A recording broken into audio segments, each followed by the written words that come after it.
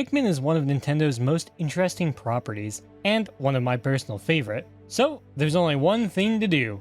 Take a real deep dive into the first game and look at pretty much everything it had to offer, minus anything that I would possibly miss. So, grab yourself some water and a snack, and let's get right into it. Our story begins with Miyamoto while he's working on his garden. He notices some ants carrying an object and is inspired by them to create. Carried on more by his want to create a game where choices actually had weight behind them.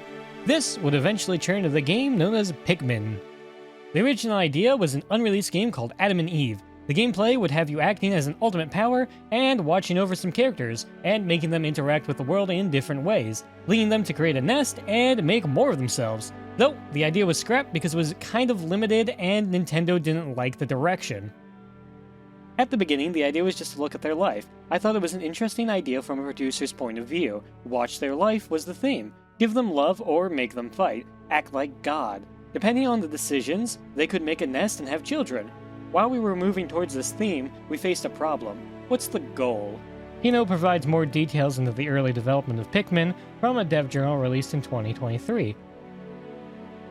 We envisioned a game that would control a lot of characters with AI. The game we had in mind included creatures with AI chips in their heads to make them think a certain way. And you could control them by switching their chips. So, players would control them by assigning thought chips, such as combat, heal, or help friends. As they explored the map and gained more experience, their chip capacity would increase. In other words, they'd become smarter. At the same time, we add personalities such as grumpy and cowardly via emotion chips. And, depending on which emotion chip the character had, the response such as attack or defend would change. The description between Miyamoto's and Hino's are a bit different. Miyamoto's interview makes the game feel a lot more nature-inspired, especially with its name, and more in line with the Pikmin game that we actually got, and Hino's description of it makes it seem a lot more cyberpunk and rimworldy, putting chips in things and having them act upon what those chips tell them to do. My theory is they both just had a really different vision of how this game was going to be in the very early stages. One of the other major things that is involved with Pikmin that gets a lot of mention is Mario 128. The Pikmin guidebook is where Miyamoto talks about it first. When we were in the testing stages of the Nintendo GameCube, I requested one thing to try and animate objects as much as possible. However, my people wanted to create a game in which you could control 10 or 20 characters at once. There was a discrepancy between my idea and my people's idea. In my mind, I wanted to go off the image of two Marios. The really interesting thing about this is that another developer named Kando gave an entirely different description about Mario 128's actual effect on the Pikmin development, saying, "We didn't know about the existence of Mario 128, so it's not like Pikmin was influenced by Mario 128 in terms of planning or technology. But many new ideas came out of the Nintendo GameCube's ability to move a large number of characters, which wasn't possible back in the days of the Nintendo 64. So, from what it sounds like, Mario 128 was completely separate from the development of Pikmin. So the game used 100 Pikmin simply because that happened to be the direction the game went in, and they had the technology to do it. The early concept art for Pikmin is honestly on the more interesting side of things. From the early development of the game, the team working on Pikmin was looking to make it a very eerie and unsettling style type of game with its artwork. And as you can see from these sketches, they did an absolute phenomenal job with it. The Pikmin in these drawings do a great job at feeling completely creepy, especially the ones at the bottom right here. A Pikmin with no eyes and one with lines is just naturally unsettling to look at. I think my favorite things from this artwork, though, is how the Pikmin pick up different items using the leaves on their head, versus what we get in-game. And there's also this man riding a mantis, which I really wish made it into the game, because that looks really cool. Lastly, and probably the most interesting, is a lot of this art is based off of Tim Burton, and you can really see it with just how unsettling a lot of it is. From there, the development of the game picked up rapidly, and a lot of the features that we actually see in the game were finally added, such as the ability to throw Pikmin, collect chip parts, and pretty much everything that would start to shape the game. One of the original ideas sounds a lot like a mobile game now. The original idea for progressing the game was to grow X amount of Pikmin and bring them to the end of the level, but this was scrapped because it didn't really have any meaning to it. Internally, the game was known as Piki, or Piki, because the people working on the game used the word e-Piki to count the Pikmin on screen, and a team member named Colin misheard it and started calling them Piki. The name stuck until it was changed with the actual release of the game. The lead up to the release of Pikmin has a lot of interesting stuff with it too. During E3, Pikmin had a tech demo where it showed a completely different map that was never included with the actual game. Not just that, but the game that actually showed at E3 wasn't even remotely done, and Pikmin still had a lot of development left, though Miyamoto had faith that the team working on it could get it released by the actual release date of the game. Moreover, people thought the game was in such a beta state that some of the spectators watching it thought that the numbers on the pellets were simply placeholders.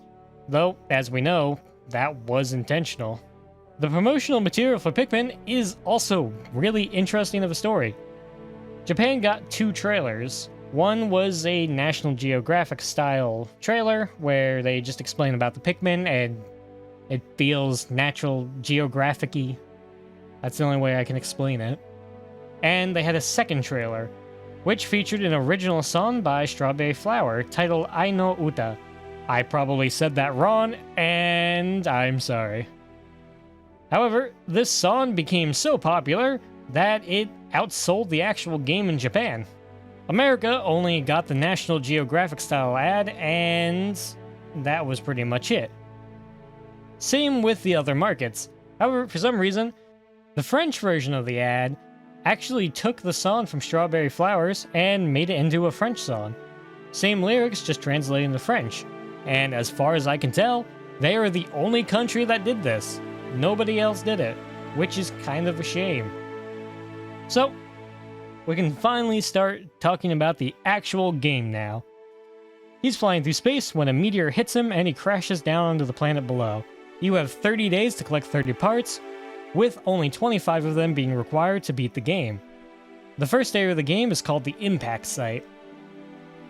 The Impact Site on day 1 is a unique version of the map, and you can only see it on this day. And this is where you meet the first Pikmin of the game, the Red Pikmin. These little guys have a long pointy nose and are iconic. Their design almost gives away exactly what they're able to do in the game.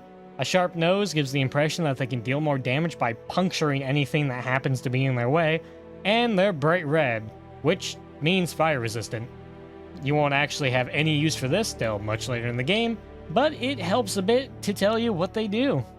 You also get to test out how the game functions in this area with pellet posies, these flower-looking boys. Placing a Pikmin near them and missing it shows that Pikmin have a small interaction radius where they'll attack anything that's near them or close to them.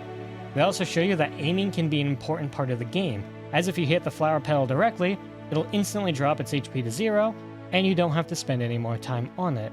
The rest of the area on this day is pretty much inaccessible, other than growing more of your Pikmin and pushing a box. Your first introduction that something with this planet is slightly human, though because you can't interact with it, it kinda goes into the back of your mind. Luckily, this is a theme that the game goes heavy into and picks up much later on. When you bring pellets back to the Pikmin's onion, it'll start producing seeds. These seeds have 4 stages. The first is the seed stage, where you have to wait a couple moments before you can pluck them out of the ground and start using your Pikmin. When they finally grow and become leaves, Olimar is finally able to pick them and use them. However, if you choose to leave them in the ground longer, they become flower buds. These Pikmin are slightly faster and deal a little more damage than leaf Pikmin. If you leave them in the ground even longer, they'll become flower Pikmin. They have the ability to keep up with Olimar's walking speed and deal the most damage. So, once you grow your first 30 Pikmin, you can go and grab the first ship part, the engine. Unfortunately, the engine doesn't really have much other than he's lucky to have found it as his first thing, as it's needed for the ship to even function. But once you collect the engine, the ship flips around, you get to see it as a cosmetic change, and the day ends with you going up into the atmosphere. From here, you're able to access the first area of the game, the Forest of Hope. The first thing you hear when landing in the Forest of Hope is an extremely calm-sounding music, though it also sounds off the more you listen to it, with the piano in the background playing much lower keys to everything else, and only going lower as time goes on. This is just the start of the amazingness of Pikmin's music, of always just feeling off, like something's not right with this planet you're on. The game even makes you stop to really take in the music, as the first thing you have to do is knock down a wall, and this takes a couple of minutes. And as days are split into about 15 minutes each, this is quite a bit of time to actually have to spend on this, because when night finally falls, you have to leave the planet to avoid any predators. The map itself is fairly circular, and you pretty much won't get lost in it because it's a very simple layout. It's also in this area that we get to meet the second Pikmin of our journey, Yellow Pikmin.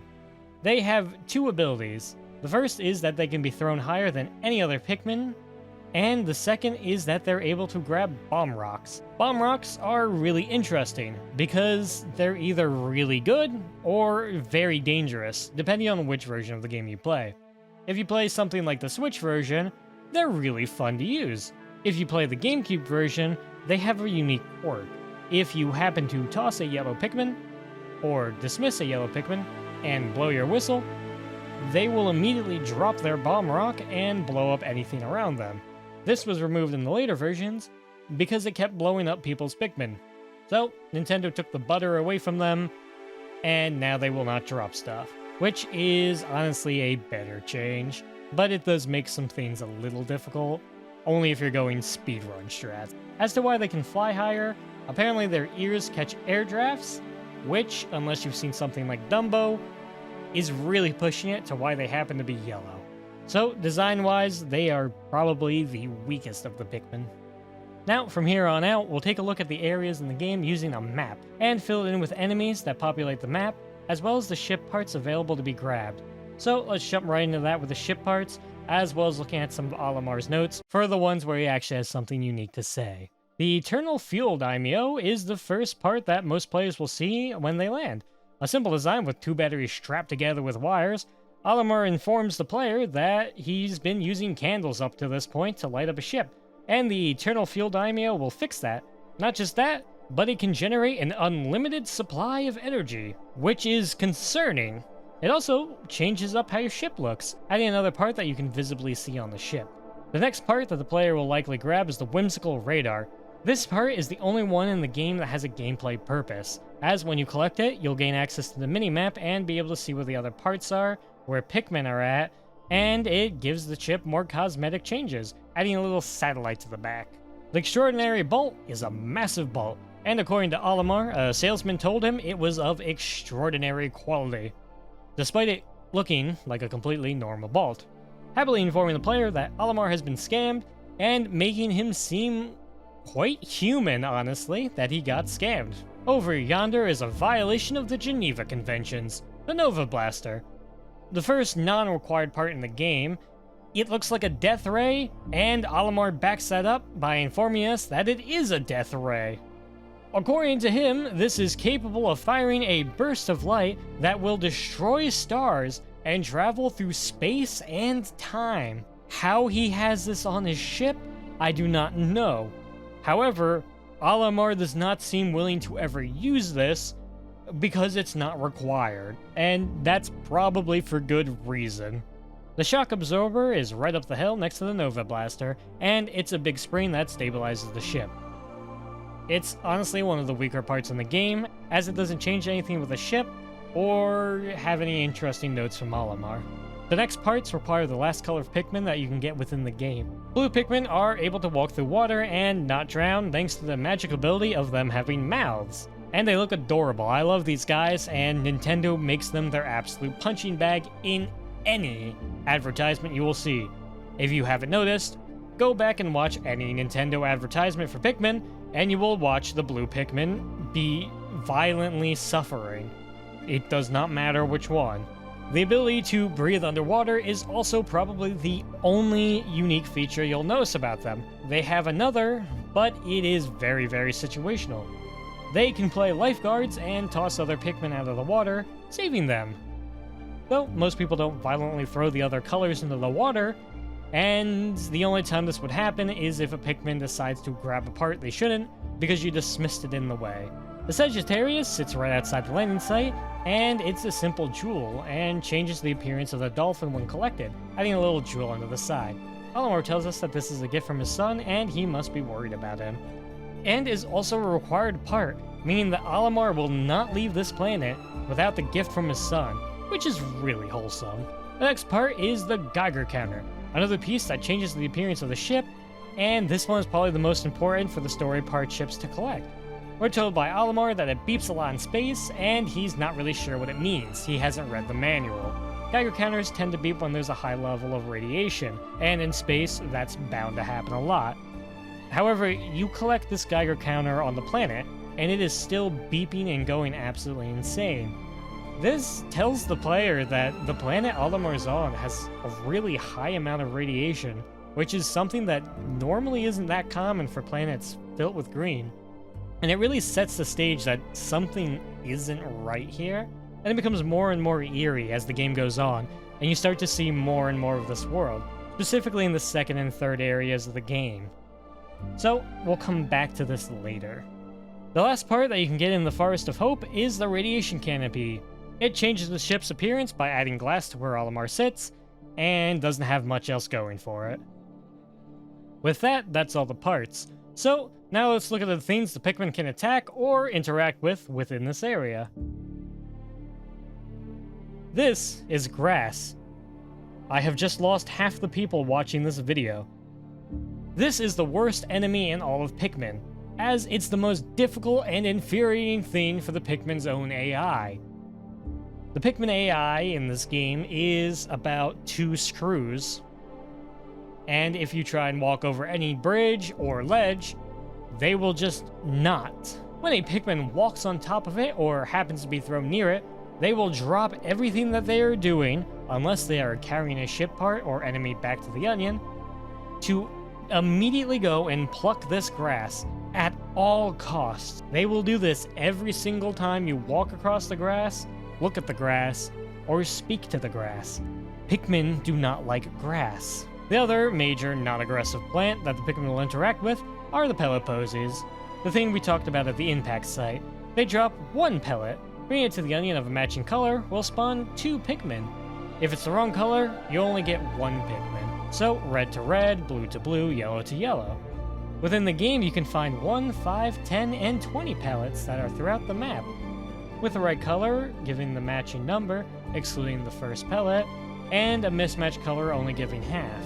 The first enemy that you'll run into is the dwarf bulborb. They look a lot like a ladybug and a grub mixed together, and they tend to be sniffing around the area looking for Pikmin. They also serve as a sort of tutorial for combat, except for they'll actually fight back, as if you hit them on their back, their health will go straight to 0, and if you happen to miss, you'll get to see the Pikmin automatically attack them. Bringing them back to the onion will give you 4 Pikmin. The spotty bulborb is a really interesting enemy, because it looks like the dwarf bulborb, but they are not related in the slightest according to Captain Olimar. And you can kind of see that in the details. The first thing you might notice is that the white spots on its back kind of breathe with it, and it's really creepy to look at. Especially if you don't actually spend time looking at it, you might not actually ever notice this detail. The other big major difference is that they are always asleep during the day, as they're nocturnal creatures, and that's why Olimar has to leave the planet, because if he stays there, he will probably be eaten alive by these things. Other than that though, it's just a bigger version of the dwarf bulborb, but it is the absolute icon of the game. Nothing to really complain about. Keeping up with the interestingness of this creature is also the first real challenge you will fight, as you finally have to use your noodle to actually fight this thing. Because if you just throw Pikmin in front of it, you are actually able to feed it the Pikmin. It will eat them faster. But if you go behind it and start rapidly mashing your A button to throw as many Pikmin as humanly possible, you'll defeat it pretty quickly. Alternative, if you have usually about 100 red Pikmin, you can just swarm it and he'll also instantly be defeated. If you bring back this hulking boy to your onion, you'll get exactly 12 Pikmin out of it. Walpoles are tiny fish that live in the lake right out front of your ship, and chances are you will almost never fight them, as they don't fight back and will actively run away from you. They're just tadpoles. Bringing them back to an onion will give you 1 single Pikmin. You monster. The iridescent flint beetle also doesn't fight any Pikmin, but instead challenges your patience and throwing skills. Hitting it on its back will drop a reward. The first hit will give a random color of 1 pellet. Next, giving some nectar. The third giving more nectar. Fourth, giving you a 5 pellet. 5th giving you 1 pellet again, and then 6th and 7th giving you more nectar, and the 8th and final hit giving you another 5 pellet. Any more hits to its back won't give you anything. It's a great test of skill for how well you can aim your Pikmin. It also hides on the ground until a player walks past it. The Honey Wisp is adorable. Just look at it. He's cute. Gotta love him. It provides another way for your Pikmin to get nectar, and it won't attack the player. It can only be seen when you walk near its spawn areas, which almost always tend to be flowers.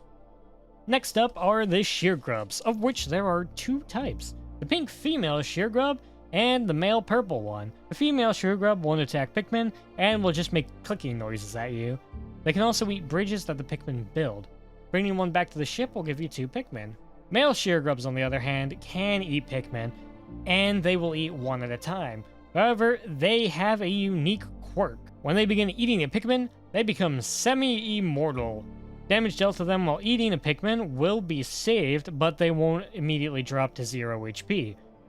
When they're done attacking the Pikmin, then their HP will instantly drop to 0, because the damage is still saved. However, if you land a Pikmin on top of them by aiming and throwing it just right, you can save the Pikmin and still defeat the enemy. This is a really weird quirk, and it is removed from other games. Pikmin 1's the only one that has this. If you bring the male Sheargrub back to your ship, you'll get 3 Pikmin for all that trouble. The armored cannon beetle acts as a kind of boss for the area. It shoots rocks that can crush an unlimited number of Pikmin, and is immune to all damage. The only way to deal damage is to throw a Pikmin into the hole in its shell as it charges up for an attack. Then, once you do that, its back will open up, and you can attack it. With absolutely no restrictions on how many Pikmin it can crush at once, it's by far the deadliest enemy in the game, because if you're standing at the wrong place at the wrong time, it will cause a Pikmin extinction, meaning that the day will instantly end, and you'll have to start back from 1 Pikmin. The body of the armored cannon beetle will give you a nice 50 Pikmin though, to make up for the chance of it crushing all 100 of yours. The last enemy of the area is the burrowing Snagrid. They burrow themselves out of the ground, honk at you, and then peck your Pikmin to death. A weird mix of bird and snake, they are pretty horrifying. One of them also drops the Geiger counter. And that completes the first area of the game, so let's move on to the second. The first thing you notice when you enter the Forest Naval is it's very dark, and you can't see much past the landing site. The music for this area is even better than the first, having an extremely unique sound and a guitar that sounds extremely distorted as each string is played, along with the other instruments just being off sounding, making the entire area feel extremely unsettling with the darkness and music, to the point that I was actually kinda scared of this map when I was younger. That's how good the Forest Naval is at being creepy. It's also in this map that we actually get to meet the blue Pikmin and complete all the Pikmin in the game. So now let's look at the parts and the enemies and fill out our map. The Ionium Jet changes the appearance of the dolphin and doesn't have much else to say for it. The Atomic Gear sits on a ledge and is another kind of dull part. It doesn't change the ship's appearance, and the only thing to note about it is that Olimar filled in the cracks with dirt. It does have one unique thing though, and that's that enemies are right next to it, but not close enough to actually do anything when your Pikmin are grabbing it. So it feels like Nintendo accidentally moved the enemies a bit too far inward, instead of where they should actually be to stop you from getting the part really easily. Making the part feel even worse, because it feels like there should have been something there, and there just isn't. The Gravity Jumper is a giant spring, and thanks to Olimar, we now officially know that the key to Lightspeed is to just launch yourself with a giant spring. The Space Float is absolutely adorable. It is not required to beat the game, so you don't need to grab it, but it's also the best item in the game. I mean, just look at it. It's a floaty. Sitting in the water is the anti-dioxin filter. When walking over to it, you might notice this. A giant bottle sitting in the water. This is the first time that you get to see something in-game that's man-made, and you're not able to interact with it, giving the entire area an even more creepy vibe. As you start to remember the Geiger counter and the boxes, the whole thing begins to push into your mind that this planet that Olimar has landed on might be Earth, giving the game an even more creepy feeling, because this is well before something like Splatoon came out, which has kind of the same theming. When you get to the filter, Olimar actually has some really interesting stuff to say about this. Olimar is really sad about putting CO2 into the atmosphere, so he's kind of relieved to have this part back, so that's not happening anymore, which is pretty cautious of him, honestly. The Omega Stabilizer is a cosmetic part, and doesn't have anything super interesting. It just adds a fin to the ship on the bottom. The Libra is another cosmetic ship part, and is the twin to the Sagittarius. This time, though, it's from Olimar's daughter. So we learn he actually has 2 kids, not just 1.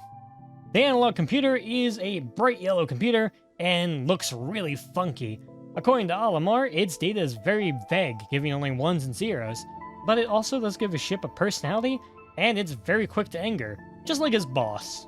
This piece is really fun, because we get to learn that Olimar not only has a boss, but he has anger issues. Which, interestingly enough, I don't think we actually ever see in the second game. He's actually really down to earth. I wonder if I'll do a video on that one. The last part in this area is the guard satellite. Another cosmetic part that floats around the ship. Olimar lets us know that space pirates are real, and this thing protects him. With that, that's all the parts in the area, so we can move on to everything trying to stop you from getting those parts. The fiery blowhog is an amazing creature. It is a pear-shaped friend, with a long snout that it uses like a flamethrower, and is what red Pikmins were born to fight. Also, for some reason, it looks absolutely dead inside when you look at its eyes, being pure white with a purple outline around the eyelids. Lastly, they make a squeak sound every time they walk, which is just nice. Pair friends will give you 8 Pikmin when you bring them back to the onion. The bread bug is what peak design looks like. This man is a loaf of bread with a grub face, and I love it. He waddles around the map looking for any pellets that you happen to leave on the ground. Once he finds one, he'll grab it and drag it right back to his nest. There are 2 ways to defeat the bread bug too. You can either throw Pikmin at the pellet he's trying to take, and they'll drag it back to the onion with him attached, causing him to hit the top of it and his HP to go straight to 0, dropping the space floaty, the other best part. Or you could just throw Pikmin right on top of him until he's defeated. A really weird quirk though is sometimes the bread bug lives when he hits the top of the onion with just a very small amount of HP, but it's really inconsistent and I'm not actually sure what causes it. When brought back to the onion, the greatest thing since sliced bread will give you 3 Pikmin for your troubles, and it's not hard to do that because chances are he's already at the onion. Wally Hops look like flattened frogs with white skin and huge bulging eyes. The game gives a really good description to the Wally Hops too. The reason they're all gray and look like the way they are is because they're actually albino, as not much sunlight gets down to where Olimar currently is. Which is a neat fact that adds a lot of character to them. They are also one of the most dangerous enemies in the game, as just like the cannon beetle, as there's almost no cap on the amount of Pikmin they can crush. So they are extremely deadly. When you bring them back to the onion, you get a whopping 8 Pikmin. The Puffstool is a really strange design, but I kinda like it. He is a mushroom man with really tiny legs, and those legs actually have a function. When you violently assault him with Pikmin, he'll trip over, and you can actually start doing a lot more damage to him. It's a really neat design, and he really only appears here throughout the entire series. Minus when 4 came out and he came back, but he wasn't as cool in 4, so I'm not really going to count that. The most interesting thing though with the Puffstool is that it makes the most unique Pikmin in the game, that being a Mushroom Pikmin. And Mushroom Pikmin are very weird from both a gameplay mechanic and how they actually function. So when the Puffstool decides to finally do something, it'll spray spores from the top of it and turn any unfortunate Pikmin that happen to be near it into a Mushroom Pikmin. These Mushroom Pikmin will try and assault Olimar, and other Pikmin will go and try to assault them. So you'll end up losing quite a few Pikmin in the event that this happens. If they happen to latch onto Olimar and you shake them off, they'll return to normal. Alternatively, if you accidentally blow your whistle a little too early during the actual animation of the Puffstool converting them, they'll rejoin your party. They can't do anything really besides pick up items, and the second they do that and complete that task, they'll return to normal, which is just a weird coding glitch probably somewhere. But it's really interesting and Puffmin are cool. and they never bring them back. If you decide to bring Magic Mushroom Man back to your Onion, you'll get 30 Pikmin out of it, as well as the part that he has in them. Shearwigs are the evolved form of Sheargrubs. Not actually, they're just much stronger than the Sheargrubs. They've got a sickly green color and sweet new wings that normal Sheargrubs don't have. With those wings, they're able to fly, and they regenerate health while doing so. They can also eat bridges just like the females. They're pretty much a combination of the two. They also have the same pseudo-immortality, but with a bit of an added twist. They have two versions of the immortality. They have the same one that the male Sheargrubs have, where you can't kill them if they're munching on a Pikmin, but they also have another where once they're preparing to fly into the sky, they also become invincible. These lads will give you 4 Pikmin if you choose to bring them back to the Onion. I don't have a joke for this one. Sorry. The beady Longlegs is probably one of the most horrifying things in the entire game, because you walk into a blank space, and it falls out of the sky, and will immediately crush any Pikmin below its feet. It's also a really weird orb-looking spider thing, and that is just kind of horrifying, especially if you have arachnophobia. And when you finally go and defeat it, it just disintegrates. You don't even get to, bring its body back, it just melts. Begging a serious question, what in the world is this thing? With the beady Longlegs, that is the entire forest Naval. We can now move on to the final area that's not the final boss or the impact site. That being the distant spring. This is when the game finally stops holding hands with the player and fully expects you to do your absolute best.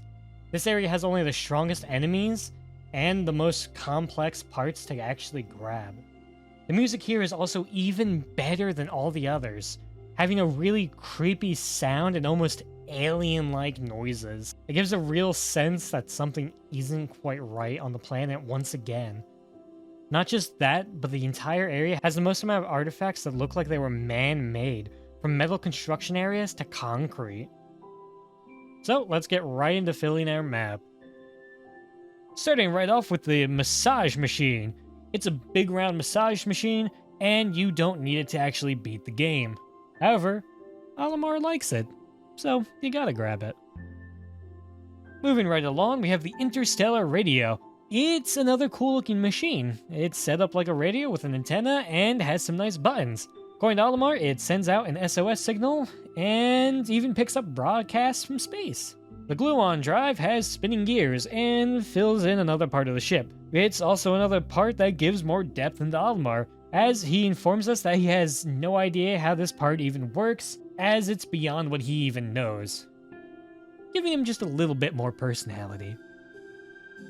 The UV lamp is a light, and that's it. It's just a light bulb, not much more to say. The Zinconium reactor looks really goofy, and I'm all for it. It's a gear on top of a gear with a ball on top. What's more to do? It's also apparently made of zinconium, a material that is rust-proof according to Olimar. He also states that he's pretty sure the mechanic that installed this has overcharged him, which is probably the most real thing I've read out of Olimar. The pilot seat is a seat. There's not much to say about it. There's not really anything in the way to get it. It's just there. Next up is the bowsprit. Not really much to say other than apparently Olimar made this himself. So, that's cool. The repair type bolt is a bolt, and according to Olimar's monologue, it looks like an ordinary bolt, but it's actually a repair bolt. The second Ionium jet tells us a little more about the Ionium jets, such as these things have advertisements, and the entire point is they have great mileage.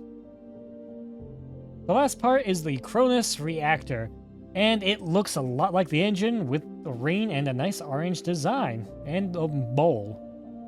According to Olimar, this thing can warp the space-time continuum and turn it into energy. That also marks 3 things on this ship that generate literally infinite energy. What does Olimar need 3 sources of infinite energy for? I'm not sure, but they're on this ship, gosh darn it. Now let's take a look at the enemies for the distant spring. The first real enemy here is a dwarf ballbear. This one is a lot like the normal Bulborb, except for his face is completely flat and his mouth is much bigger. He can eat significantly more Pikmin compared to the original. He also has a nice color swap, going from red and white to black and red. If you decide to bring back the dwarf ballbear to your onion, you'll get 5 Pikmin, one more than the normal ballbear. The spotty Bulborb is a bigger version of the dwarf ballbear. It has a lot more health and it can eat a significant more amount of Pikmin. It's also quite a bit faster, and it can push objects through walls by accident because its face is so flat. And if you were wondering, yes, the dwarf ballbear is related to the spotty ballbear. This time, they're actually related. If you decide to bring back the adult ballbear to your onion, you'll get 15 Pikmin out of it. Moving along, we have the puffy blowhog. And wow, this is a nice design. It is basically a big balloon-shaped friend that is the most frustrating thing you will ever deal with. It has some spikes and fins to float, and it floats in the sky while breathing down pure air upon your Pikmin. It will scatter them everywhere, get rid of their flowers, and this enemy has such a huge IQ that he will actively move as far away from you as possible, so you have to run this man down. Overall, great design. If you decide to bring back the puffy blowhog to your base, too bad, you can't. It just drops pellets. The water dimple is a slug-style enemy, and I'm really not a fan. It has no eyes and makes a really strange, whomping sound whenever it moves. It's just strange. If for whatever reason you kill these things and actually bring them back to the onion, it'll give you 5 Pikmin for your trouble. The yellow Wallyhop is an absolute unit of an enemy, and is the most difficult thing you'll fight up to this point. Just like the normal Wallyhop, it jumps and crushes an unlimited amount of Pikmin. And unlike the normal one, this one is yellow because it actually touches some grass, and it has a bigger body. The swooping Snitchbug is one of my least favorite enemies, because just like the puffy blowhog, he is annoying. He won't eat Pikmin or do anything negative to them. Instead, he'll swoop down, pick up 2 of them, and violently chuck them into the ground, replanting them. This, on its own, wouldn't be too bad. Except for one minor problem. He really likes to fly over walls. And it takes time to get through some of these walls, so you can just sometimes lose some Pikmin. And he will keep doing it until you defeat him. He also really just has great neutral animations where he'll just sit there and rub his hands together, waiting for a Pikmin to come by. It's honestly great. The last new enemy that you'll run into here is the Smoky Prog. This is an absolute horrifying creature with white eyes and a toxic-like body that's spewing out of it. And for the most part, you won't ever run into this enemy unless you're fast enough at the game. You will only be able to run into it if you make it to the distant spring before day 15. Any Pikmin that walks into it will be instantly killed. However, if you do defeat the Smoky Prog, it will reward you with 100 Pikmin, which is a lot. And with that, that concludes the entire last big main area of the game. So, let's take a moment to go right back to the beginning and go to the impact site, because there's still a couple of stuff there we need to finish. The only other part here is the piston generator, and once again, it's used to generate electricity. We now have 4 different items on the ship that make electricity in some form. First and foremost is the Pearly Clam Clap. It's a simple clam that will eat literally all of your Pikmin if you happen to throw them into it.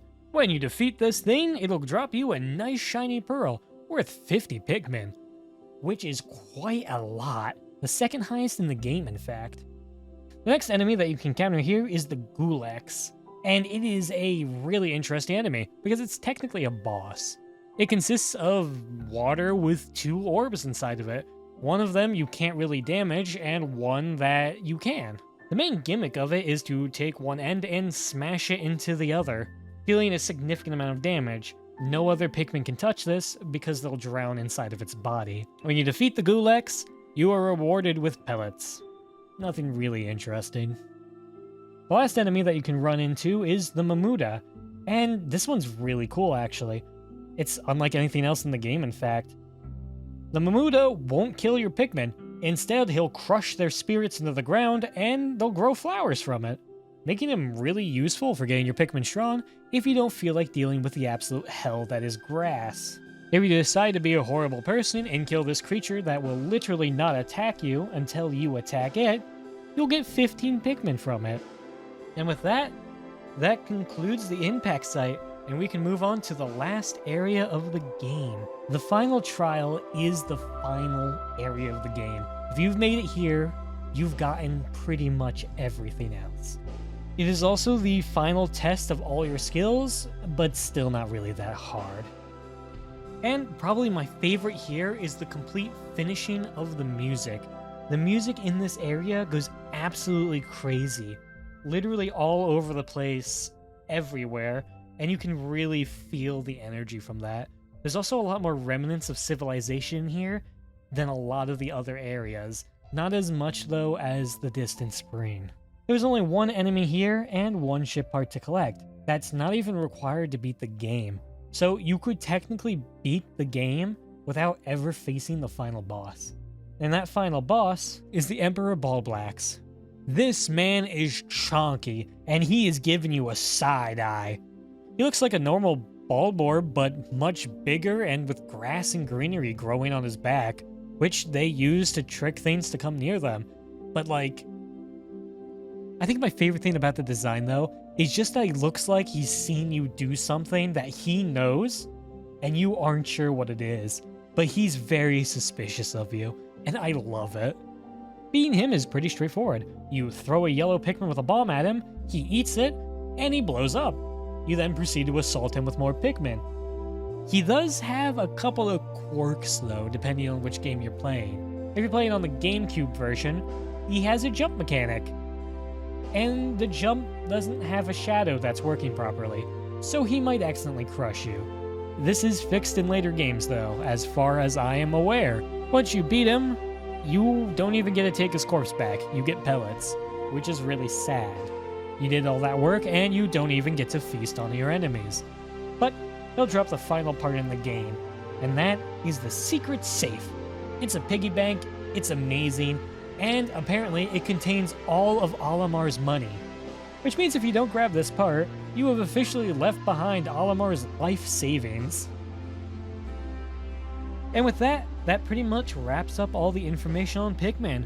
There might be a few things that I missed here and there, or just general information that might be a bit wonky, but that's okay. For the most part, everything I just said is what makes Pikmin such a great game, and really grows the connection between you as the player and Captain Olimar. And over the entire lifespan of the game, it really builds the characters up and the world that you're in. Starting as something that seems a little weird with some boxes here and there, to something bigger has happened here, but the game will never strictly tell you. All in all though, Pikmin is a really charming game, and I encourage pretty much everyone to play it. It's a very short game, but it's very fun, with a lot of amazing design, and is truly one of Nintendo's best games.